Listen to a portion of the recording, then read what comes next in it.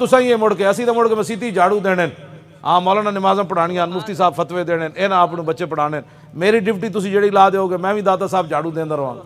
आना तुसा ही है, लेकिन हुजूर दा दीन तख्त उत्ते ले आओ। हाँ जी, फिर मसीतां बंद नहीं होणगियां, फिर मसीतां दे स्पीकर नहीं उतरनगे।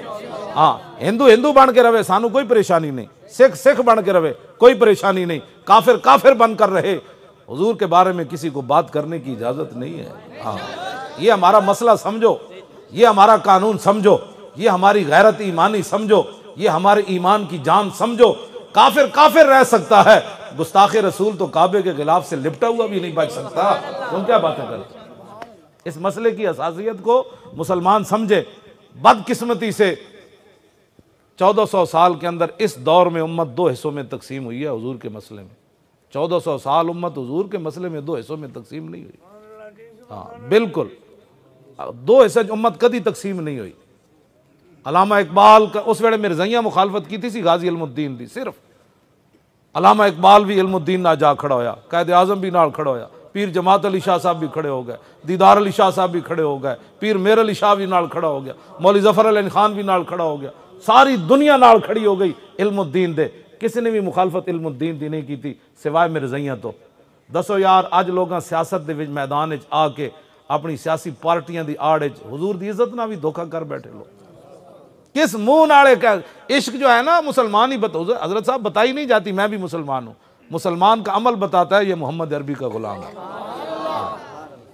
जिन्हें मजबूरियां आड़ियां नहीं जी, चूंकि मैं भी आशिक रसूल हूं, लेकिन मेरी फलानी मजबूरी ते जलिया। इस्लाम इन्हां मजबूरियां नूं नहीं मनदा, इस्लाम एक कोई मजबूरी मनदा, इन्हें जाना इन्हें माना, न रखा गैर से काम, लिल्लाहिल हम्द मैं दुनिया से मुसलमान।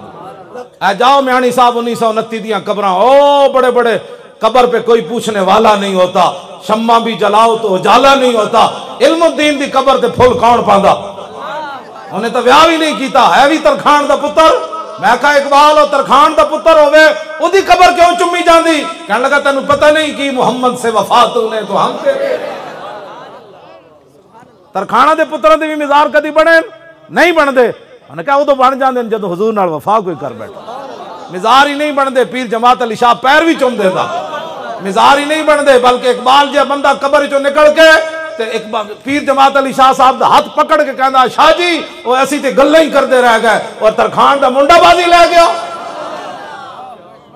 हाँ जी, गल इत्थे तक ही नहीं होती। पीर दीदार अली शाह मुसल्ले ते खड़ा होवे, जनाजा पढ़ाण इल्मुद्दीन दा, एंज मजमे नूं वेखे ते गश खा के ढह पवे, होश आवे ते कहे या रसूलल्लाह सारी जिंदगी हदीस पढ़ाई, कुरान पढ़ाया, नमाज़ां जुमे पढ़ाए, हुजूर कदी ख्वाब विच भी दीदार मैंने कराया, ते आज इल्मुद्दीन दे जनाजे च बनफसे नफीस तशरीफ ले आयो कि मोहम्मद से वफा तूने तो हम तेरे हैं, ये जहां चीज है क्या लौह कलम तेरे। हुजूर की बात।